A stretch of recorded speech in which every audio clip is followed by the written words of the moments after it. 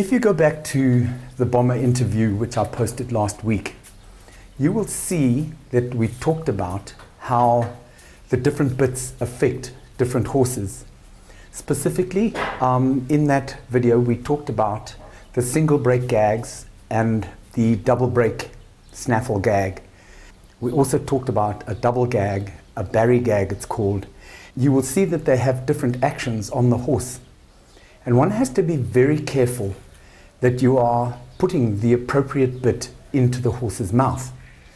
Now, how do you know what to put into the horse's mouth?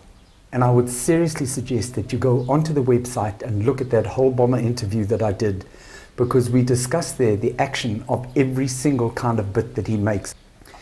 Today I wanted to show you how an inappropriate bit in the mare's mouth has caused exactly the wrong reaction. This is a mare that has a head high. Her whole conformation is slightly with her head high. And you will see that she was put into a barry gag which lifts her head even higher, where the appropriate bit to have used would have been the control plate gag, which has tongue pressure to drop that head. The barry gag is a very severe bit, and she has got a lovely mouth. So you will see also that in the interview we talked about how when the bit is too strong, horses will either duck their heads and come back with their nose on their chest, or in this case the bit is lifting the horse. They will go up and then cant their head sideways and tuck their nose to get away from the pressure.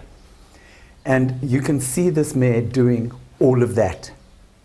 So let me just show you the setup that the mare was put into. You can see we talked last week about a double gag, a barry gag, and the fact that it has got two joints. And this is a huge nutcracker action as it works here, because those two joints are offset and it's very strong. Also, she had a plaited cavesson, which is fine because she wants to put her head up, and this will encourage her to put her head down. But now you are working at loggerheads with yourself, because you're trying to get her head down with the cavesson, but you are pushing it up and forcing it up with this bit. And also when she starts to evade like that and starts to get strong, then the flat noseband that's been used is also a plaited noseband, which is also very strong. So you're really here dealing with a contradiction in terms. You are confusing the horse entirely, because you are putting a barry gag which lifts the head, but you're wanting to drop the head with a plaited cavesson, and now you're wanting her to stop better and using the rawhide plaited noseband. I always believe that before you go stronger, one should try and take away and see how little you can use. So what I've done with this mare are two things. One is I'm a little skeptical about the fact that she might have a medical problem. It could be a schooling issue, so we need to approach the problem from a whole lot of different ways.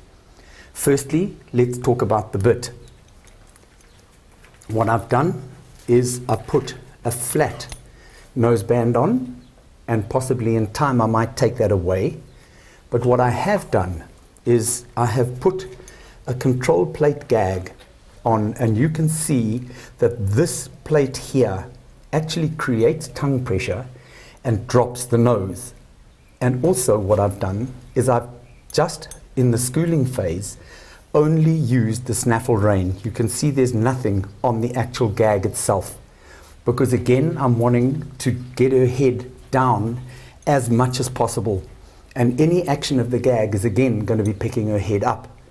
Now in time when one plays, one is going to have to possibly go and put two reins on, possibly a running rein here to help her tuck her head, and to use the gag to make the bit slightly stronger if I need to. I have left the rope cavesson because I'm trying to encourage her to put her head down, but now I'm working with two things in tandem. The rope cavesson is reasonably severe, so that encourages her to drop her head, but the tongue pressure also encourages her to drop her head. So from there, I think one then needs to go back and start a schooling session with the horse to see if you can overcome the habits. And you will see with this mare that, yes, I've got her to drop her head, but I was still not 100% convinced that I'd got to the root of the problem. So what I did was I filmed her and had a good look at how she moves, because through my seat, what I'm feeling is that she can't propel herself with her back legs. And my feeling is that she's picking her head up to try and alleviate the pressure on her back. So, at the moment, before continuing with any corrective schooling, we are checking out her back, her hocks, fetlocks, the Achilles tendon for tightness, the mouth for cuts, bruising or wolf teeth, and systematically making sure that we are not dealing with any medical issues before starting a corrective schooling procedure. So for all of the many people who own and ride horses, I think you owe it to your horses to become better informed about the different bits and their actions. You need to be aware of what your horse's reactions are and what they're trying to tell you. And you need to learn to lighten up the rein pressure by learning to ride better and not only focus on what bit will give you the desired result. I will be sure to update you with what we find out.